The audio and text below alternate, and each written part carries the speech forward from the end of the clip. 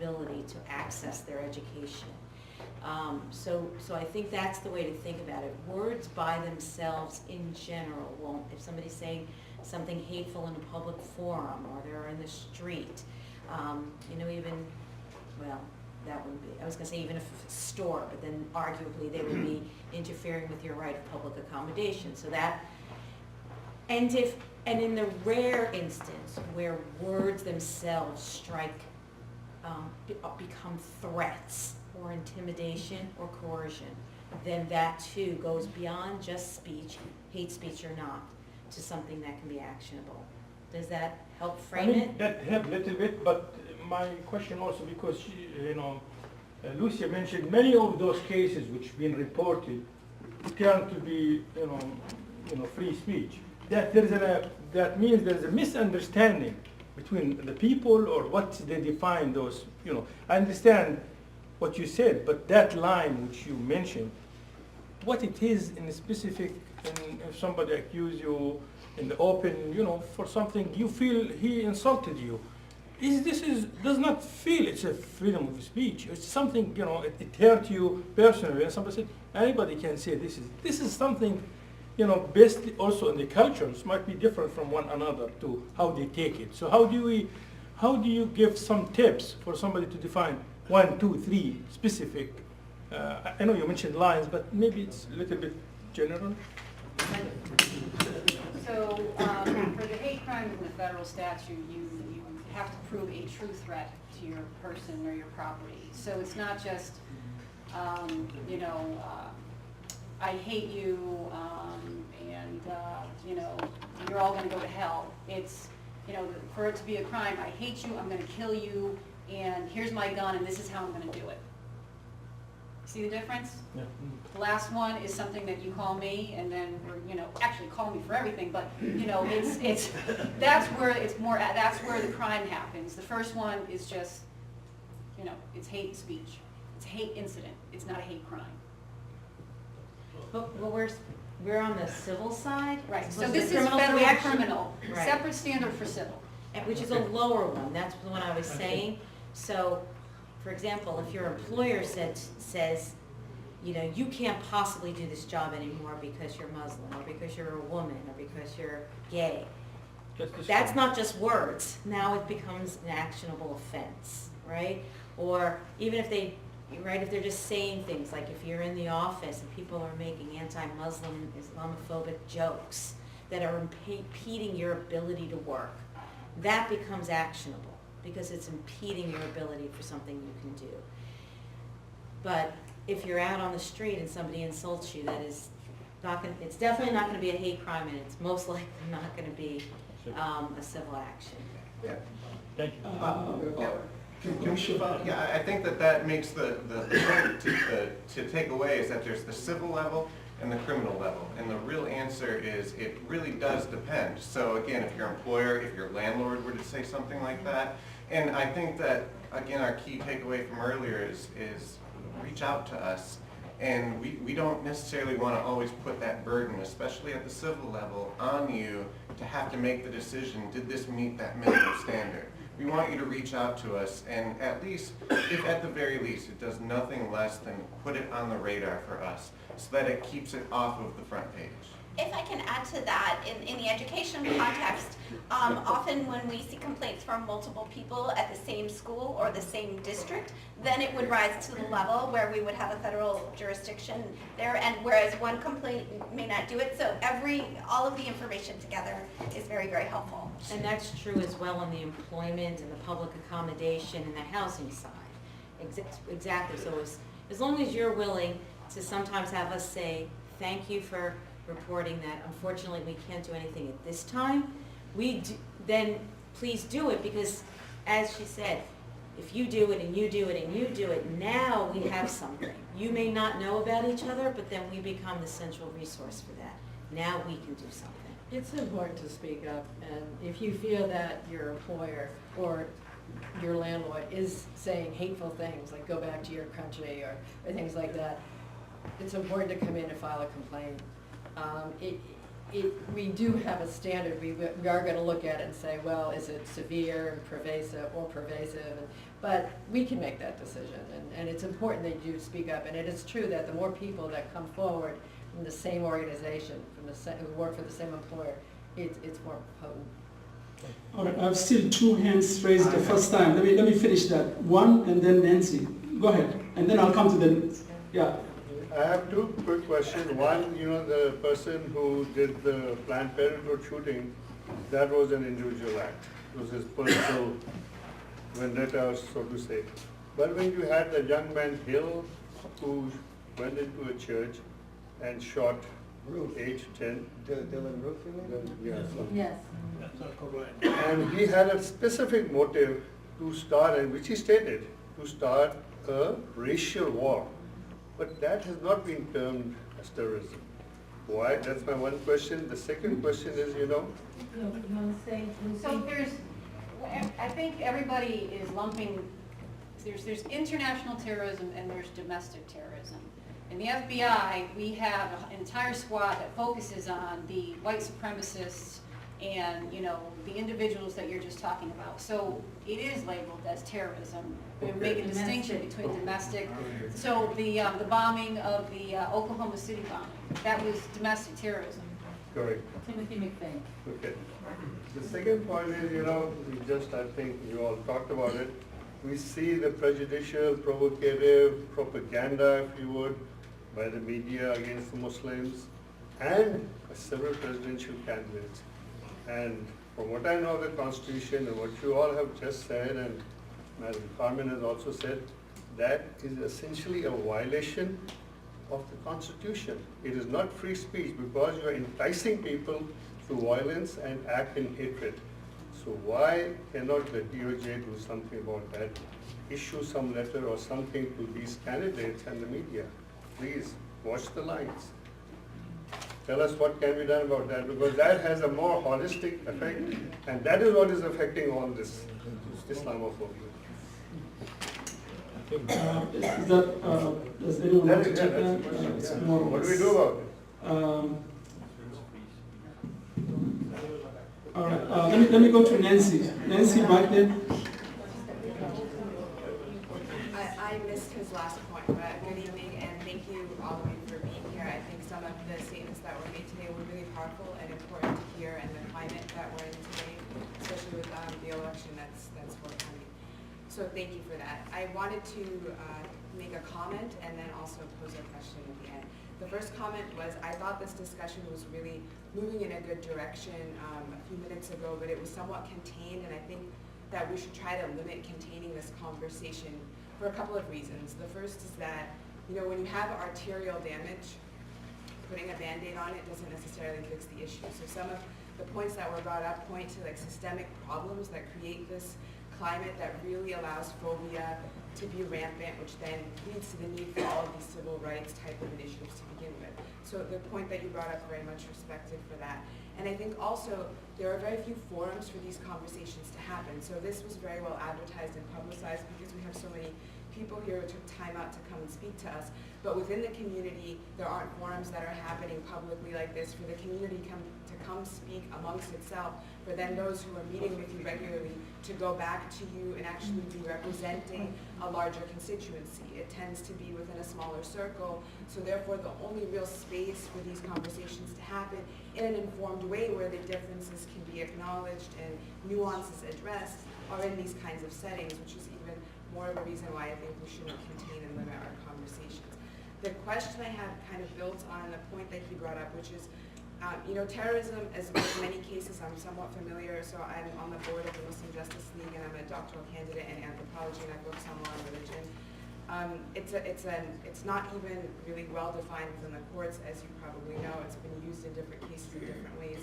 And then with the San Bernardino case in particular, I followed that pretty well, and I didn't see them really linked to any kind of explicit connection with any terrorist organization, with the exception of acts they did that are within their civil rights, like maybe going onto websites or things that many of us would do in our natural everyday life, but now I'm scared to do. So for example, for me, I need to be on campus really late at night sometimes to do my work because my husband won't let me research at home because it's a liability, because that could be used against me, maybe in a court of law someday. So these things like bleed into our life. So the question is, was there really any direct link for San Bernardino? Because if there was, I didn't see it. And then the other comment and maybe suggestion that I have is what I hear people saying is that, you know, when things are not terrorism, it's really important for you as authorities to come out and say that, because that then goes back to the media, so these words aren't abused by the media, even though you might have a nuanced, specific technical term within, like the FBI, for example, or within the U.S. Attorney's Office.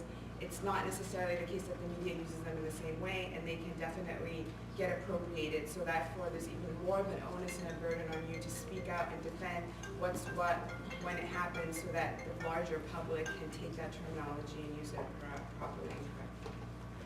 Well, let me just preface, the San Bernardino investigation is ongoing. Yeah. So that's, I mean, what's in the media is in the media, okay? That's an ongoing investigation. So what we have heard thus far in the media is not be all end all to be discussed right now. Quite frankly, it's inappropriate for us to even talk about it. But I acknowledge the issues that come out of the media coverage of that, because it affects your lives and it is important to talk about. So whatever connection that may or may not exist to those two individuals and terrorist organizations is unknown at this point. It's not, our investigation is still going on. Your point in terms of trying to clarify issues that the media makes or you labels and such, I agree with you. I agree. And I mean, the domestic terrorism program is probably not discussed with you enough.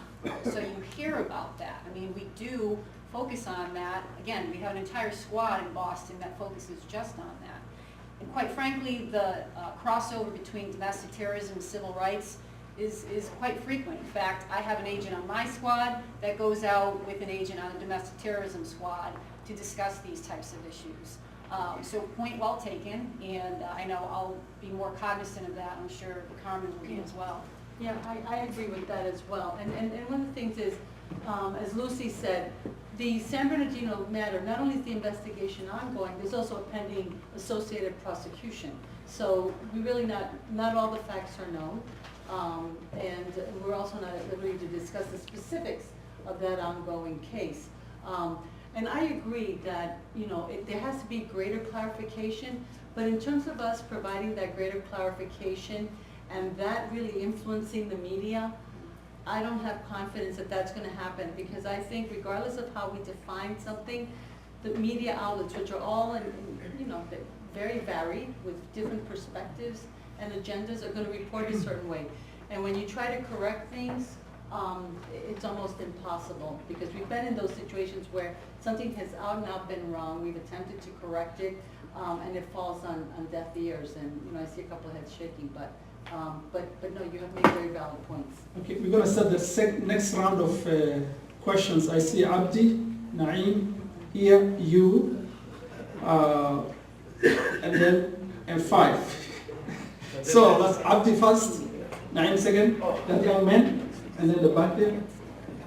Thank you, sir.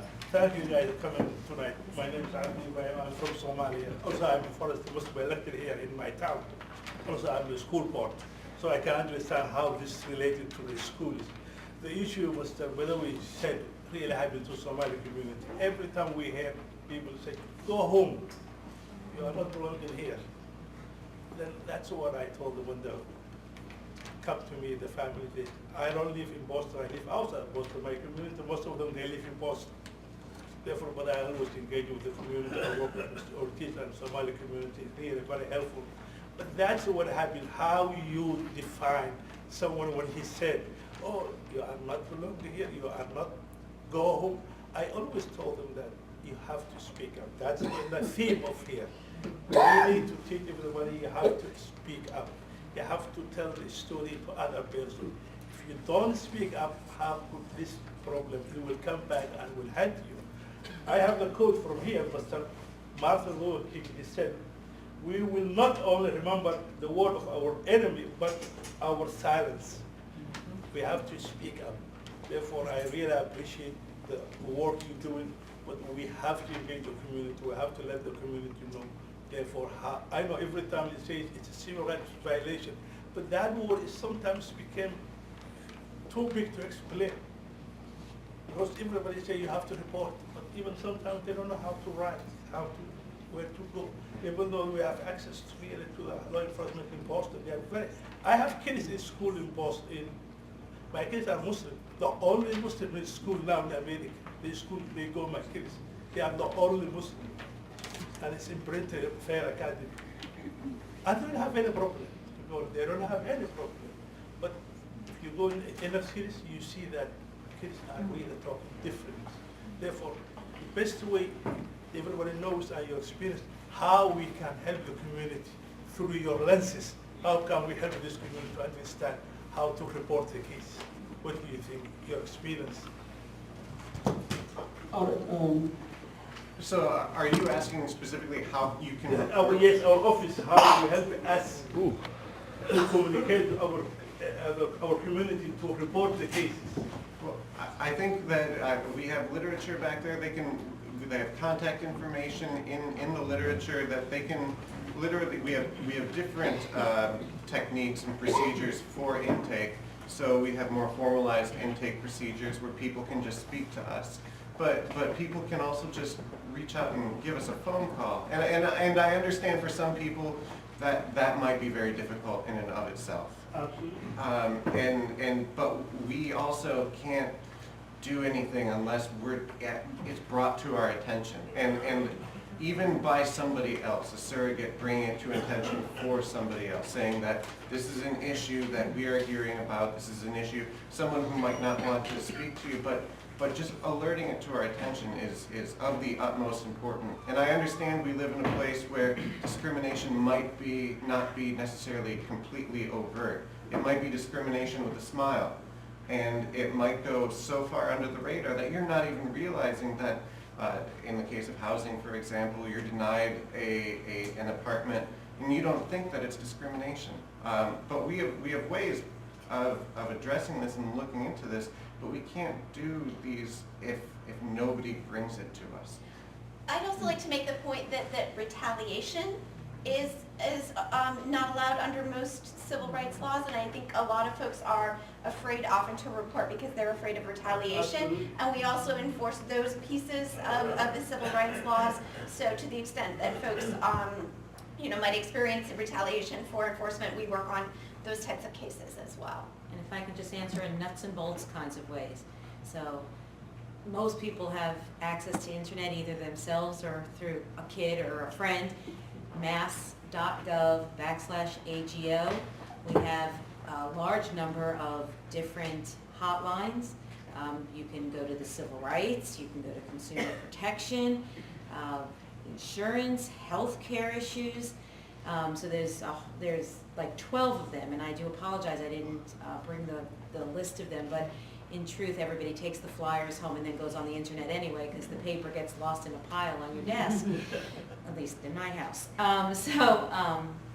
So I would suggest going there. And we have intake online, we have intake, we can make accommodations for verbal intake, and we are trying to do better in terms of getting interpreters.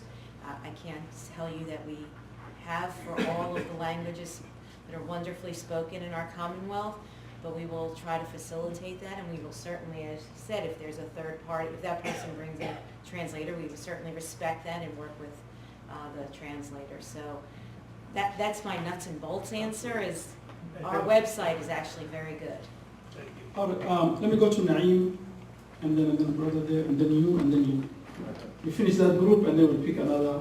How we doing time-wise? Actually, time-wise, we are not doing that good, so we can So speed Yeah, up. okay. We're gonna hurry up. Yes, 9:15 So already. my question is a very brief question. It's a hypothetical question. I heard from all of you about the hate speeches, right? And you know that we are in a political season now, and a lot of hate speeches are coming up from candidates. And at the end of this year, President Obama will finish his term. And whoever is going to be the president, maybe, and we don't know, one of those hate speeches leaders going to be the president. Now, our community are very they're fearful, especially our kids, when they go to school and all kinds of stuff. So what promise that we can get from the law enforcement officers sitting here for the next year? We will not be able to stop the president from saying what the president says. Although I will leave to the federal folks that if the president actually said, take up guns and shoot, what you might do. But assuming that it doesn't go that far, we will continue to do, quite frankly, what we're doing now, and we will do it with even greater vigor and possibly more resources, I would hope, if we needed them, to fight against the results of it. And I think that goes back to the point that was made before, is that in many ways what the five of us do is after the fact. We are responding to the discrimination and the hate that you're feeling. We try to the extent that we can to advocate against it, but that's not really our roles, right? Our roles are in helping to redress the wrongs that you face. And so I would say we would redouble, and if re-triple was a word, we would use that too, our efforts to keep you and your children, most decidedly, safe to the best of our ability. So I know the president of the center is also waiting to ask a question. So before I get to him, let me, Thank you very much. If I may. Sure. I said probably the most important thing you can do is vote. Good reminder. Can we hear from the federal The FBI is going to enforce the statutes. They're going to enforce the law, no matter who. I mean, we've gone after historically presidents of the United States. So it doesn't matter who it is, that's our job. Plain and simple. Thank you very much. I'm basically going to bring up two things because I'm totally confused with the hate speech and what it is, and especially what Hassan Usmani said, that the saying is that if a Muslim does, it's a terrorism, but if a white man does, it's a crazy person. Having to said that, I'm going to read this thing. KRON reports 55-year-old William Kelly, an admirer of Republican frontrunner Donald Trump, pleaded guilty last week to charge that he attempted to violate the free exercise of civil rights. In exchange for his guilty plea, the Contra Costa County District Attorney Office has dropped a charge of making criminal threat as a hate crime.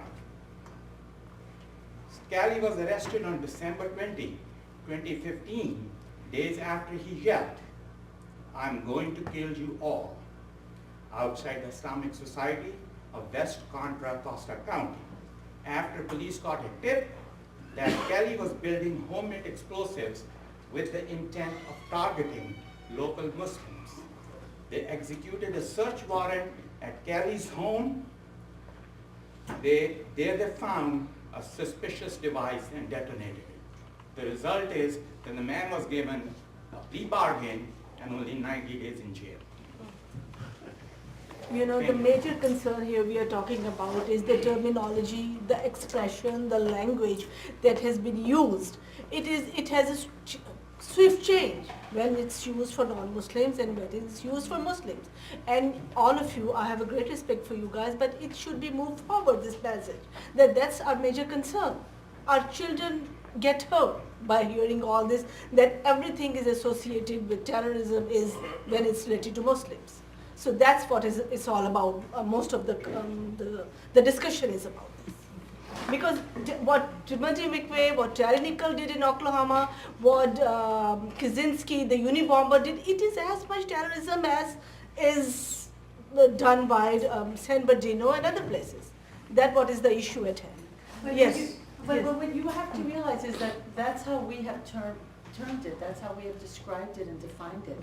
The fact that maybe on a news report it's misinterpreted or it's reported, or that there's greater focus now on what's happening, doesn't change that dialogue. I mean, when you were talking about the terrorists, you know, that, if it happens if an act is committed by a Muslim, it's terrorism. If it's a white person, you know, it's crazy. I sat here thinking, no, I've always known Timothy McVeigh to be referred to and defined as a domestic terrorist. And I thought of Kaczynski as well as it came out of your lips. So I don't know what else to say. It's an act of violence to promote an ideology. It's essentially what terrorism is, okay? So that's when Based on the ideology. So when I mentioned, you know, you go to finding the motive, you know, kind of looking at what happened. I need an answer to my question. Sorry about this. So your question My is, how question did the basically prosecutors is, come up with yes, that? that not only that it was a terrorist act, it was prosecuted or was out of court settlement or whatever. I don't know the details of that. I'm just reading the report. Huh? The district attorney handled that case? I do not know. Yeah, I don't know either. All I know is the person got 90-day jail and he got a plea bargain. So what would you like us to answer? I just want to answer that this was a hate speech. Why was not it termed as a hate speech? Or why wasn't it prosecuted more harshly? And why the prosecutor got into and gave him a free pass? Not a free pass, 90-day jail. Yeah. I have no idea. I don't know anything about the I just read to specifics. you. No, but I think the point is, That's not fair. the point is none of us prosecuted that. And none of us, Sir, what we're trying to just say is that none of us prosecuted that case. We can't answer for every law enforcement we official don't know in the everything. country. What you read in an article, first of all, I know from many years of experience that what you read in an article is not exactly the complete truth, the accurate truth, and all the information that may have been known. I'm not justifying it by any means. I'm just saying we can't answer because none of us handled that case, and we don't know all of this specific. And even if we knew it, we're not in that position. It wasn't our offices. We're not here to justify other prosecutors' response. Yeah. I just pointed out the bias which existed in the country. That's not a question, that's a comment. Okay. Yeah, all right. There's a young man who has been raising his hand here. Sure, your chance, and then Malik. I love this mosque. This is a great mosque, and thanks for everyone for coming here. And it just happened yesterday within 10 miles radius. My son is in high school, so there was a robocall yesterday about almost a lockdown. So, and you know, the police was there, the firefighters, everyone is there, and so one kid told him that because he has a Muslim name, he said, "Why didn't you set up the bomb?" Oh. So, you know, like this, but however, this is an FYI. I don't need any help from any of you guys, you know, but this is an FYI. But anyway, so it was like, I was traumatized actually, found out today that it's not only one kid, he's only one Muslim probably in 1,400 students there in the school, it's nearby. Again, so but some few other kids, I want to use at least few, told him the same thing. Why didn't you set up the bomb? It just, you know, it's sad that. Well, wait, let me ask you this, because did you talk to the teachers or the school? I just found out right before I Okay. came in. I just found out, and I don't even know what to do. I mean, this is like, and this is not the first incident. I would raise it. Yeah, but this is, yeah, but anyway, I'm just, you know, this is. Yeah, Just it's going back to the frightening, discussion, yeah, but you- one more point thing. I was in DC, I was in BWI, you know, and as a Muslim, I'm a practicing Muslim, and we are supposed to do safar prayer, means when you travel, I can pray very little bit, so I do like sit down very quietly and try to pray, and I just couldn't do it. I said, if I do it, maybe I won't get my boarding pass, you know. I mean, you know, and this is, in fact, I mean, I do a lot of business trip for my work, and the random number is awfully unrandom. It's just pointing at me, you know, like, you know, and my coworker, he's a lawyer, you know, I mean, he doesn't practice. He's just an engineer like me, and the guy didn't know that he's right behind me, but, you know, we were tired and waiting in the line. So when I came in, give me your hand, you know, I said, for what? He said, read the device. So explosive detection device, you know, it's just, these, I mean, you know, what I have done, I mean, I have been living in this state for the last 28 years, but I feel like I've been violated every time I go through the airport. It's just very sad that I haven't done anything wrong. same thing to reference to my son too. I mean, what he has done wrong? I mean, he is a honor A student. He's a big and tall, God willing, but it just I was traumatized. I think the reference to your son definitely, as your advice, is something you should complain about. Yeah, but definitely. FYI, No, I wouldn't even call it complaint.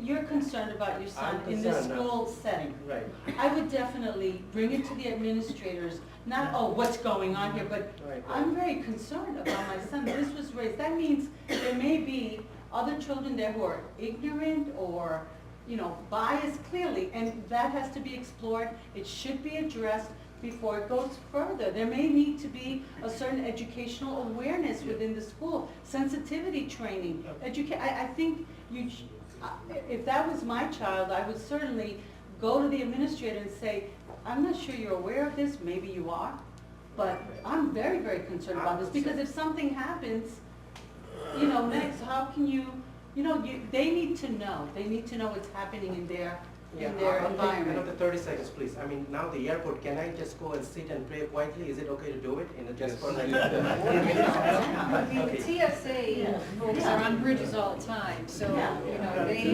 come to bridges. Yeah, actually, we have discussed that many times in bridges, and we have created that awareness many times. But in the interest of time, I mean, this is a very lively discussion. I had to cut it short, but I'll allow the president to raise his hands, and we'll end with his question.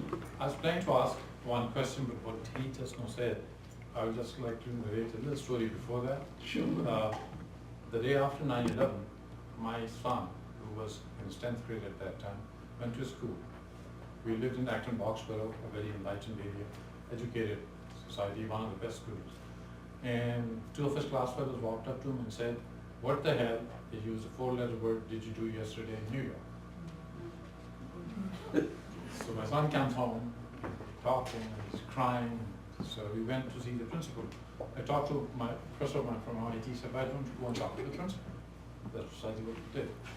Talked to him, the principal tried to make some investigations, and then a week after that, my son was at a friend's place for his birthday party, and those 4 kids, along with some others, they cornered him in a basement, and they're going to beat him up. Luckily, he was saved with some other people. So some things haven't changed, but that's a separate issue.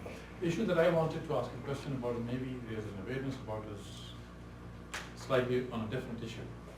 And this, I started to think about it when the event happened in Paris and in California. A lot of the parents in a Sunday school, they were very concerned.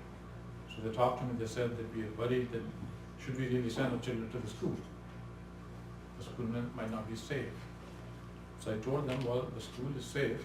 Our local police chief, Chief Irving, he is very kind, and he is, as a matter of fact, increased the number of times that the police car goes through the center from 2 to 4 on his own, So they said, no, we're still concerned, so maybe we shouldn't really send them into the school for a couple of weeks until things die down.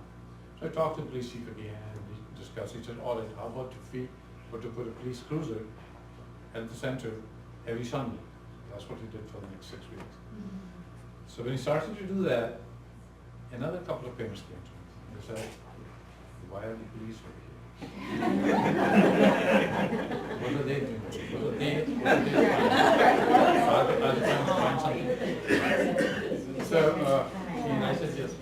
The thing is that there is, in the Muslim community in general, fear in dealing with the police authority. And you run into that all the time. And at different levels, it exists. We, this center, are located in a very nice town, very cared for. Our police chief and police takes very good care of us. But I know from other places, that problem is there. Muslims, parents, and children, they feel afraid of talking to the police or bringing complaints to anyone. And that feels that there really is not a good solution. One good thing that came out of this incident was that while the police cruisers were here for 6 weeks, a lot of children were here during the break time. They would just go there and take some food for them, they started taking pictures with them. So at least some parents were convinced that no, it's not that bad. But that problem is there. And I don't know how to solve it, but maybe something can be done about that. Well, thank you. That's the last question. I want to thank the panelists coming, and I'll hand over to Tarek to close the meeting.